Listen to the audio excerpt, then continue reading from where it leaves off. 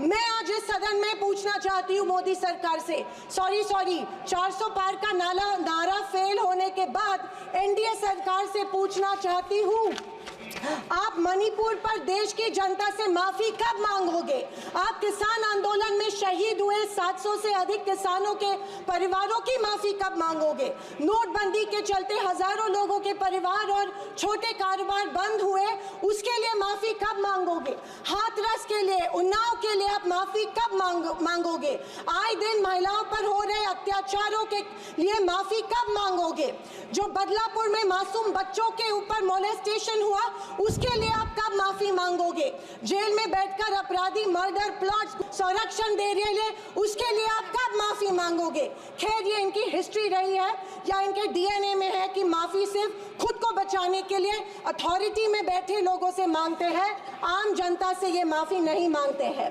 सत्ताधारी पक्ष के संविधान पर दिए गए भाषण सुनकर हंसी आ रही थी और अचरज भी हो रहा था, क्योंकि जो लोग इस देश में संविधान स्थापित होने के बाद हर पल संविधान को कोसते रहते हैं और हमेशा इस संविधान के विरोधी रहे हैं, उन्हीं को आज संविधान के गुणगान करते देख मन में प्रसन्नता हो रही है और संविधान के प्रति मेरी निष्ठा द्विगुणित हो रही है, क्योंकि ये एहसास हो रहा था कितने ही पहाड़ बना लो, सच के आगे आखिर झुकना ही पड़ता है। तिरंगा को माना नहीं था। उन्होंने कहा था कि 3 अंक अशुभ होता है, तो क्या ब्रह्मा विष्णु महेश अशुभ है? जो हम 3 रेखाएं माथे पे लिखते हैं वो अशुभ है? क्या त्रिशूल अशुभ है? ये मैं इन्हें पूछना चाहती हूँ। वर्ष 1993 में श्वेत पत्र में संविधान को कचरे का ढेर करार दिया था। क्या ये तिरंगे के खिलाफ नहीं है? तत्काल संविधान को बदलने की मांग की थी। धन्यवाद। महिलाओं को हमेशा पुरुषों से कमजोर समझती है, महिलाओं को पुरुषों से कमजोर समझती है। ये अफसोस होता है कि उनके ट्विटर हैंडल फॉलो करते हैं जो महिलाओं को गंदी गंदी गालियां देते हैं। इस बात का अफसोस होता है कि प्रधानमंत्री, हमारे देश के प्रधानमंत्री ये करते हैं। जनवरी 26, 2001 में इन्होंने तिरंगा माना और इतने सालों बाद तिरंगे को नागपुर में होस्ट किया। अध्यक्ष महोदय, मैं 2024 के लोकसभा इलेक्शन के बाद इन्हें एहसास हुआ कि संविधान को ज्यादा छेड़ेंगे तो सत्ता हाथ से निकल सकती है, इसीलिए अचानक संविधान के प्रति इनको प्यार उमड़ने लगा। अध्यक्ष महोदय, विशेष रूप से राजनाथ सिंह जी ने, मैं उनका सम्मान करती हूँ, बयान में जाने अनजाने आजादी के बाद से लेकर 2014 तक सारी कांग्रेस सरकारों को ऐसे सर्टिफिकेट दे दिया जिसे कोई झुठला नहीं सकता। उनके मुताबिक संविधान की बदौलत एक गरीब का बच्चा प्रधानमंत्री बना, लेकिन उसकी नींव सर 2 मिनट सर प्लीज। मैं आखिर में यही कहना चाहती हूँ, मैं भारत का, मैं कुछ पंक्तियां कहना चाहती हूँ। मैं भारत का संविधान हूँ, लाल किले से। अध्यक्ष महोदय, बोलना शुरू करें। हिंदी की एक प्रसिद्ध कविता की कुछ पंक्तियों से। एक सेकंड, मैं भारत का संविधान हूँ, लाल किले से बोल रहा हूँ। मैंने तो समता सौंपी थी, तुमने फर्क व्यवस्था कर दी। मैंने न्याय व्यवस्था दी थी, तुमने नर्क व्यवस्था कर दी। हर मंजिल ठहरी कर डाली, गंगा भी मैली कर डाली। न्याय व्यवस्था भी रोती है, गुंडों के घर में सोती है। गांधी को गाली मिलती है, डाकू को ताली मिलती है। क्या आपराधिक चलन हुआ है? The honourable member is putting forth a suggestion, saying stop it where the corruption has happened, don't stop entirely. We've not stopped entirely for all over the country. We've stopped where the corruption has happened. उनके सुझाव है कि मैं पूरे देश में रोकना नहीं है, जहां करप्शन हो रहा है वहां रोकने के लिए। मैं वही तो कर रही हूं। बंगाल में करप्शन हुआ, उसको रोकूं।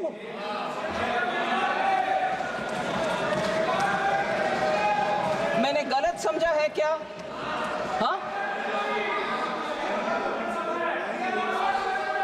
हाँ जी, आपके ओन स्टेट के विषय में ही मैं बोल रही हूं ना। यू वांट इंग्लिश और यू वांट माई टूटा फूटा Hindi?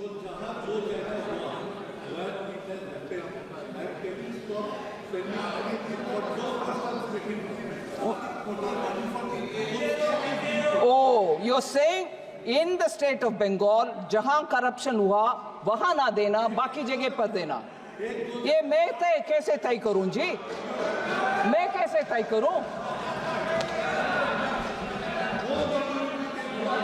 Madam Chairperson, even when I don't stop, even when I don't delay, even when I give an advance payment of, when I have to give 1 month, I'm giving 2 months, I'm accused of differential treatment to different states. अरे corruption हुआ ये साबित हो गया है और central team और state team भी साथ में गए हैं और उधर पेमेंट का रिक्लेम करो, ऐसे आदेश मिलने के बाद रिक्लेम ना करते हुए दोबारा ट्रेशरी से ही उसको भरपाई कर रहे हैं, मतलब करप्शन हुआ। उसके बाद मैं कैसे डिफरेंशिएट करूं? पूर्व मेदिनीपुर में नहीं हुआ, नॉर्थ बंगाल में हुआ नहीं, साउथ परगाना 24 परगाने में, मैं कैसे तय करूं? मैं कैसे तय करूं मैडम? और तय भी करूं, किसको मान्यता होगा? बंगाल चुपचाप अगर मानते हैं तो भी बाकी स्टेट्स मुझके ऊपर को गुस्सा नहीं करेंगे। ये आप कौन होते हो करने के लिए? सो पूरे इसको साफ करने के लिए मैं आपके द्वारा रिक्वेस्ट कर रही हूं, बंगाल गवर्नमेंट को साफ करो भाई। फिर आते हम, जितना भी प्रश्न उठाया गया उसको स्पष्टीकरण दो, एक्शन में दिखाओ, फिर कौन रोकने वाले हैं? आपके पैसा बिल्कुल देंगे, आपके पैसे देंगे।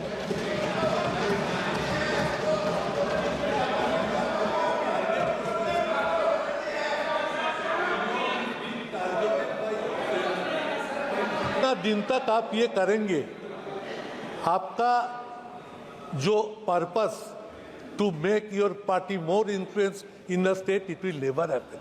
Result will always be 6-0. Give money to the state. Poor people, hungry people are crying for hunger. So take care. I repeat you, I request you with folded hand. सारे टाका, all money being kept detained. It cannot happen for a particular state. Madam Chairperson, I fully appreciate the concern. Our intention is not to put anybody to difficulty. But strictly, if you allow me 1 minute of indulgence, for the political observation which honorable member has made, आप जब तक ये करते रहोगे, आपका seat नहीं मिलेगा बंगाल में। मान लो ये सच है, फिर आपको क्या दिक्कत हो रही है भाई? खुश रहो, पूरे जीतो, पूरे आराम से बैठो ना। हो रही है दिक्कत, जनता देख रही है, गरीब के पैसा किसके हाथ में जा रहे, पार्टी वर्कर्स में हाथ में जा रहे, ये अभी खुलासा हो गया है, इसीलिए दिक्कत हो रही है उधर, इसीलिए दिक्कत हो रही है। और जब हम उसके लिए तैयार हैं, आते हैं स्टेट में, आपके टीम के साथ ही जाते हैं, अकेला नहीं जाते हैं। आपके टीम साथ में रहने के बाद भी दिखता है कि घपला हुआ, उसको सही करने के लिए मौका भी देते हैं, फिर भी आप यही राजनीतिक भाषा बोलते हो, नहीं जब तक ये करोगे बीजेपी नहीं आए। नहीं जी, देश अच्छा होना है, मोदी जी का संकेत यही है, अच्छा करप्शन रहित गरीब को जो पैसा मिलना है वो मिलना चाहिए। जहां घपला होते हैं हम साथ नहीं रहने वाले हैं।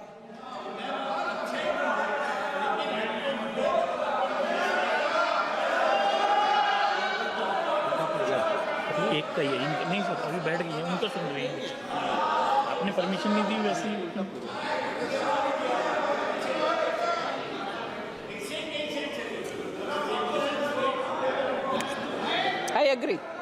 I agree on that.